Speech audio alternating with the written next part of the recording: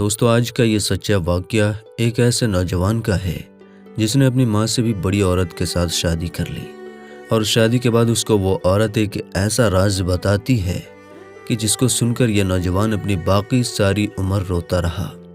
آپ یہ ضرور سوچیں گے کہ آخر ایسا کون سا راز اس بوڑھی عورت نے اس کو بتایا کہ اس نے اپنی باقی ساری عمر روتے ہوئے گزاری۔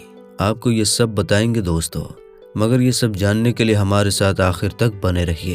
اور آگے بڑھنے سے پہلے آپ کنفرم کر لیں ایک بار کہ آپ نے ہمارا چینل سبسکرائب کر رکھا ہے، اور اگر نہیں تو سبسکرائب کر کے بیل بٹن کو ضرور آن کر لیجئے تاکہ ہماری ہر آنے والی ویڈیوز آپ کو سب سے پہلے مل سکے۔ تو چلیے شروع کرتے ہیں دوستو آپ کو بتا دیں کہ یہ اس نوجوان کا واقعہ ہے جس نے بوڑھی عورت سے شادی کی۔ میرے دوستو کہانی تھوڑی عجیب ہے۔ یہ واقعہ ہے سعودی عرب کے شمال میں واقع یونیورسٹی کے طالب علم کا، جس کا نام عبد الرحیم تھا۔ میرے دوستو یہ نوجوان بہت نیک پرہیزگار شخص تھا اور غریب گھرانے سے تعلق رکھتا تھا، ذہین تھا اور ہمیشہ ہر کلاس میں نمبر 1 آتا تھا اور یونیورسٹی میں اسکالرشپ کے باعث پڑھ رہا تھا۔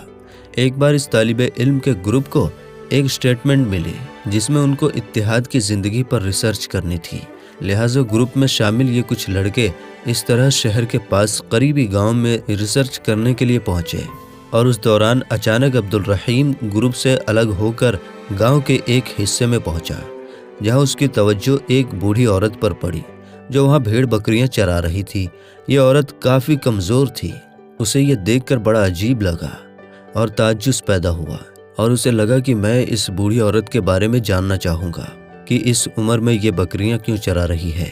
کیا اس کی کوئی مدد کرنے والا نہیں ہے جو کہ یہ اس عمر میں اس مشکل کام کو اکیلے کر رہی ہے؟ اس نے دن بھر اس عورت کو نوٹس کیا۔ وہ بہت سویرے بھیڑ بکریاں چرانے یہاں آتی تھی، ان کی دیکھ بھال کرتی اور شام کو واپس اپنے سادہ سے کچے سے گھر میں لوٹ جاتی تھی۔ اس نے گاؤں والوں سے اس عورت کے بارے میں پوچھا۔ گاؤں کے لوگوں نے اسے بتایا کہ اس بوڑھی عورت کا اس دنیا میں کوئی نہیں ہے، وہ سالوں سے تنہا زندگی بسر کر رہی ہے اور دن بھر بکریوں کی دیکھ بھال کرتی ہے، ان کو چرانے چراگاہ لے جاتی ہے اور انہی سے اس کا گزر بسر ہو رہا ہے۔ میرے دوستو وہ نوجوان واپس اپنے گروپ کے ساتھیوں کے پاس آ گیا، مگر پوری رات اس عورت کے بارے میں سوچتا رہا۔ خدا جانے اسے اس عورت کے بارے میں کیا محسوس ہو رہا تھا کہ بار بار اس کا دھیان اس کی طرف جا رہا تھا۔ اگلے دن وہ نوجوان پھر اسی جگہ پر جا پہنچا اور اس بوڑھی عورت کے پاس گیا اور اس سے بات کی، جس کا جواب اس بوڑھی عورت نے نہایت ہی شفقت کے ساتھ اس کو دیا۔ اس نے ادھر ادھر کی باتیں کرتے ہوئے اس سے پوچھا کہ آپ اکیلے ان بھیڑ بکریوں کو کیسے سنبھالتی ہیں؟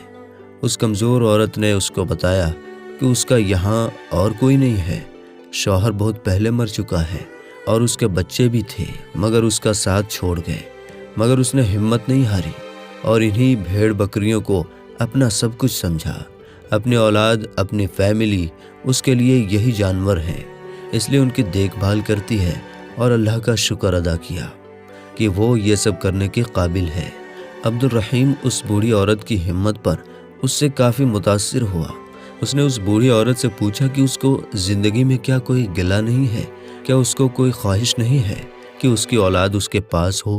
تو اس کے جواب پر اس کمزور عورت نے کہا کہ نہیں، بس وہ اللہ کا ہر حال میں شکر ادا کرتی ہے اور دعا کرتی ہے کہ اس کی اولاد ہمیشہ خوش رہے۔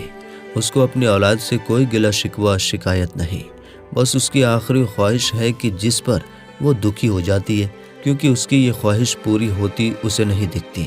نوجوان نے پوچھا وہ کیا خواہش ہے؟ بوڑھی عورت نے اسے بتایا کہ وہ ایک بار مرنے سے پہلے اللہ تعالیٰ کا گھر دیکھنا چاہتی ہے، اللہ کے گھر کی زیارت کرنا چاہتی ہے، مگر وہ نہیں جا سکتی کیونکہ اس کے پاس اس کا کوئی محرم نہیں اور نہ ہی اس بڑھاپے میں اس کو کوئی ساتھ لے کر جانے والا ہے۔ لڑکا اس کی خواہش سن کر غمزدہ ہو گیا، دکھی ہو گیا۔ اس کا دل چاہا کہ کسی طرح بھی وہ اس عورت کے خواہش کو پورا کر سکے، مگر کیسے؟ وہ یہ بات ساری رات سوچتا رہا اور اس نے اس کا یہ حل نکالا کہ اگر وہ اس بوڑھی عورت سے نکاح کر کے اس کا محرم بن جائے تو اس سے اس بوڑھی عورت کی آخری خواہش پوری کروا سکتا ہے۔ اس نے سوچا کہ پھر چاہے وہ واپس آ کر اس بوڑھی عورت کو طلاق دے دے گا، مگر وہ پہلے کسی مفتی عالم سے اس کے بارے میں پوچھے گا کہ کیا ایسا کرنا جائز ہوگا۔ اگلے دن صبح ایک مفتی صاحب کے پاس گیا اور ان کو اپنا مقصد بتایا۔ مفتی صاحب نے کہا کہ ایسا بالکل جائز ہے اور وہ ایسا کر سکتا ہے۔ مفتی صاحب کی اجازت کے بعد وہ بوڑھی عورت کے پاس گیا اور اس کو بتایا کہ اگر وہ اس سے نکاح کے لیے راضی ہو جائے تو اس کی یہ خواہش پوری ہو سکتی ہے کہ وہ اللہ کا گھر دیکھ سکے اور محرم کے ساتھ عمرے پر جا سکے۔ بوڑھی عورت یہ سن کر خوش ہو گئی اور راضی بھی ہو گئی۔ اس نے عورت کے ساتھ نکاح کیا اور کاغذات بنوائے۔ بوڑھی عورت نے اس کو کچھ پیسے بھی دیے جو اس نے بتایا کہ کسی مقصد کے لیے اس نے جوڑ رکھے تھے۔ اس لیے اب وہ دونوں یعنی عبد الرحیم اور بوڑھی عورت مکہ اور مدینہ گئے۔ لہٰذا میرے دوستو، عبد الرحیم نے اس بوڑھی عورت کے خواہش کو پورا کیا، اس کو اپنے ساتھ عمرے پر لے گیا، زیارتیں کروائیں، عمرہ ادا کروایا اور پھر وہ دونوں واپس آ گئے۔ واپس آ کر عبد الرحیم نے اس بوڑھی عورت سے کہا کہ میرا مقصد پورا ہوا، اب آپ چاہیں تو میں آپ کو طلاق دے دیتا ہوں۔ اس بوڑھی عورت نے کہا کہ نہیں، تم مجھے طلاق نہیں دو اور ایسے ہی چھوڑ دو، اور تم جاؤ، خوش رہو، آباد رہو۔ میری زندگی کی سب سے بڑی خواہش اور خوشی مجھے تمہاری وجہ سے ملی، میں تمہارے لیے ہمیشہ دعا کرتی رہوں گی۔ بہرحال وہ نوجوان واپس شہر جا کر اپنی پڑھائی پوری کرنا چاہتا تھا۔ اس بوڑھی عورت نے اسے خوشی سے بھیجا کہ جاؤ اپنی پڑھائی پوری کرو، مگر اس کو طلاق سے منع کر دیا۔ یونیورسٹی میں اس کے دوستوں نے اسے ہنسی مذاق میں پوچھا اور مذاق کیا کہ کیا ہوا، تو اس نے ساری باتیں بتا دی اور یہ بھی کہا کہ جیسا وہ سوچ رہے ہیں ایسا کچھ نہیں ہے اور نہ ہی ایسا کوئی مقصد تھا۔ بہرحال جب اس کی پڑھائی پوری ہو گئی تو 2 سال بعد اس کو اس بوڑھی عورت کی یاد آئی اور اس نے سوچا کہ اس کو مل کر اس کی حال چال پوچھ لوں، تو یہ سوچ کر وہ اس گاؤں کی طرف چل پڑا۔ جب وہ اس بوڑھی عورت کے اس سادہ سے گھر کے پاس پہنچا تو دروازے پر تالا لگا ہوا تھا۔ اس نے ساتھ والے گھر سے پتہ کیا کہ ایسا کیوں ہے، تو اسے اس بوڑھی عورت کے ہمسائے نے بتایا کہ وہ ضعیفہ، وہ کمزور عورت کچھ دن پہلے انتقال کر گئی اور گھر کی چابی اور ایک خط تمہارے لیے چھوڑ گئی ہے۔ اس نے چابی لی اور گھر کے اندر جا کر خط کھولا جس میں اس عورت نے عبد الرحیم کا شکریہ ادا کرتے ہوئے لکھا تھا کہ وہ اس کا یہ احسان مرنے کے بعد بھی یاد رکھے گی، کیونکہ جہاں اس کے اپنے اسے مرنے کو اکیلا چھوڑ گئے، اپنی اولاد تک نے کبھی آ کر اس کا حال تک نہیں پوچھا۔ وہاں اس کا اس دنیا میں صرف وہی نوجوان بچا تھا جس نے اس کی زندگی کی سب سے بڑی خواہشات کو پورا کر دیا۔ وہ اس کو احسان کا بدلہ تو نہیں دے سکتی، مگر اپنی ساری جائیداد اس کے نام کر رہی ہے، جس کے نام تمام کاغذات اس کی الماری میں پڑے ہیں۔ میرے دوستو، وہ لڑکا حیران ہوا، آنسو کے ساتھ اس نے الماری کھولی تو وہ فائل نکلی اور وہ نہیں جانتا تھا کہ وہ اس بوڑھی عورت کی کوئی جائیداد بھی ہے۔ وہ تو اس بوڑھی عورت کو غریب جانتا تھا۔ جب اس نے کاغذات دیکھے تو اور زیادہ حیران رہ گیا، کیونکہ ساحل یعنی سمندر کے کنارے اس بوڑھی عورت کا ایک گھر تھا جو وہ اس نوجوان کے نام کر گئی تھی۔ وہ بہت دکھی ہوا اور رونے لگا کہ اس نے بوڑھی عورت کا خیال کیوں نہ رکھا اور 2 سال بھول گیا کہ کم سے کم حال ہی جا کر پوچھ لیں۔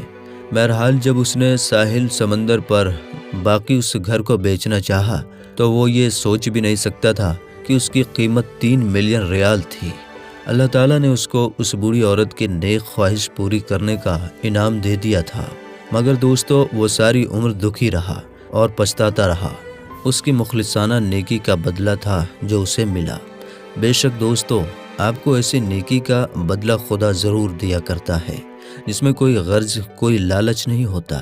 اللہ تعالیٰ سے دعا ہے کہ وہ ہم سب کو نیک عمل کرنے کی توفیق عطا فرمائے۔ آمین ثم آمین۔